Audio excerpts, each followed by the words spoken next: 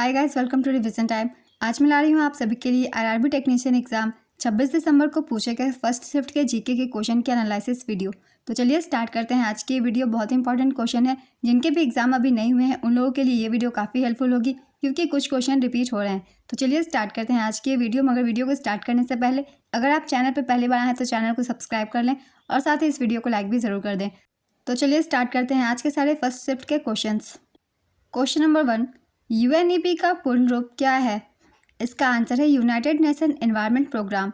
संयुक्त राष्ट्र पर्यावरण कार्यक्रम एक अंतर्राष्ट्रीय संस्था है जिसका मकसद सतत विकास और पर्यावरण के विवेकपूर्ण इस्तेमाल को बढ़ावा देना है। यूएनईपी की स्थापना 5 जून 1972 को संयुक्त राष्ट्र महासभा के प्रस्ताव के बाद की गई थी। यूएनईपी का मुख्यालय केन्या की राजधानी नैरोबी में है। यूएनईपी की दुनिया भर में 7 क्षेत्रीय कार्यालय है और पूरे देश भर में 18 कार्यालय है। यूएनईपी के संस्थापक मॉरिस स्ट्रॉन्ग थे। यूएनईपी की कार्यकारी निदेशक इंगर एंडरसन है। नेक्स्ट क्वेश्चन, विद्युत वाहक बल का मात्रक क्या है? इसका आंसर है वोल्ट। विद्युत वाहक बल का मात्रक वोल्ट है। यह एक अदिश राशि है। विद्युत वाहक बल को मापने के लिए विभव मापी का इस्तेमाल किया जाता है। विद्युत वाहक बल को सेल का विद्युत वाहक बल भी कहा जाता है। विद्युत वाहक बल सेल द्वारा किए गए कार्य को कहते हैं।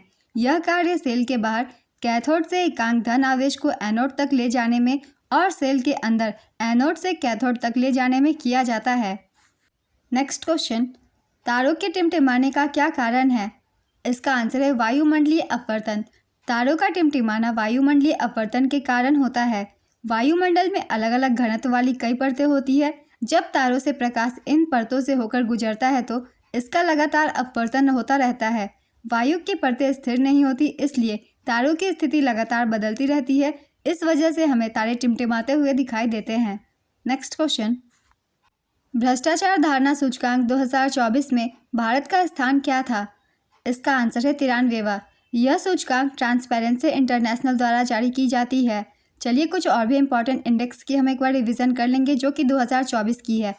क्योंकि 2024 से क्वेश्चन पूछे जा रहे हैं तो हम जान लेंगे भारत की इसमें रैंक और कौन सी रिपोर्ट किस संस्था के द्वारा जारी की जाती है।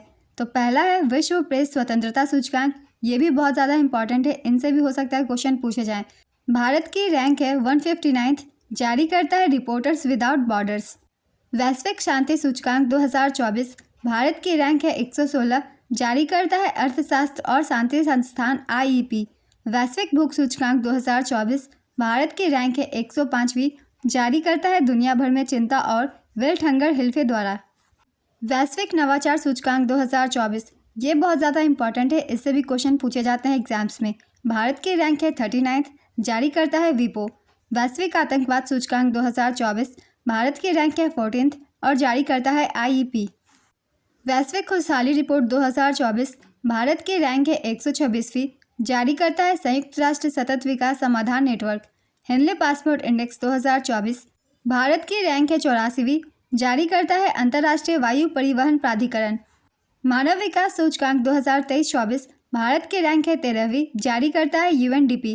वैश्विक प्रतिस्पर्धात्मक सूचकांक 2024, भारत की रैंक है 40वीं, जारी करता है IMD के द्वारा।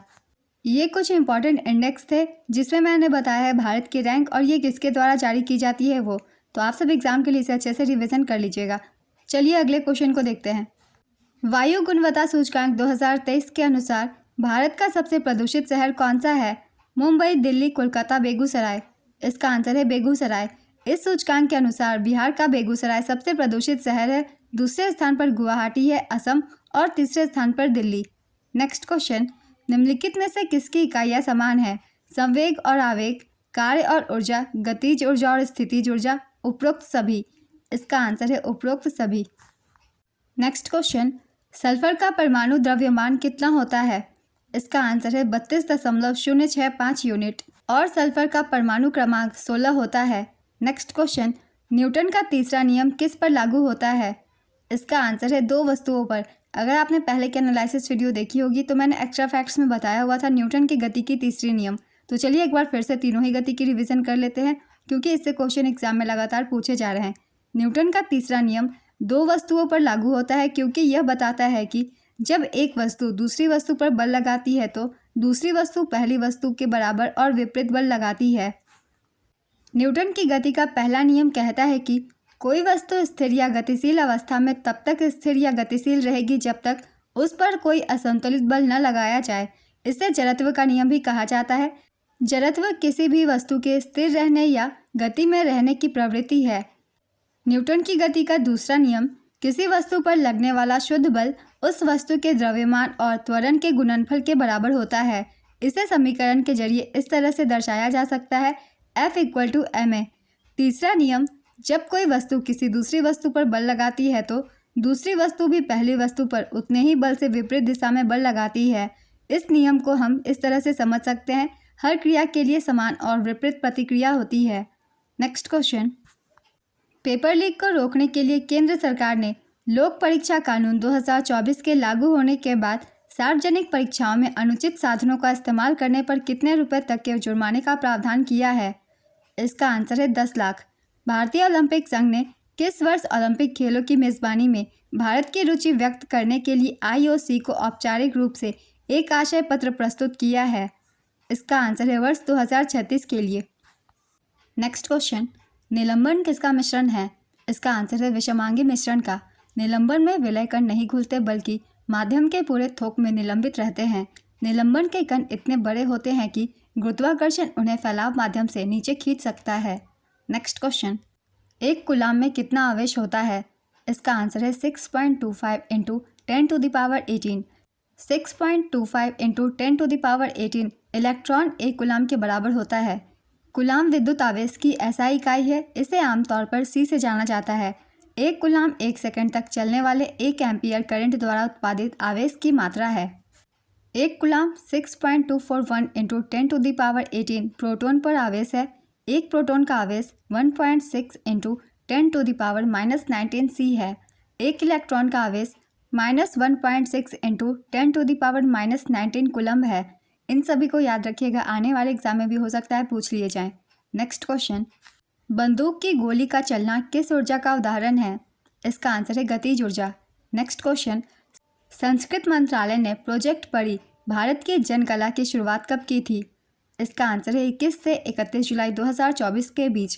प्रोजेक्ट परी पब्लिक आर्ट ऑफ इंडिया की शुरुआत 40वें विश्व धरोहर समिति की बैठक के दौरान संस्कृति मंत्रालय ने की थी। यह भारत की सार्वजनिक कला से जुड़ी एक परियोजना है। नेक्स्ट क्वेश्चन, बल का एसआई मात्रक क्या है? इसका आंसर है न्यूटन।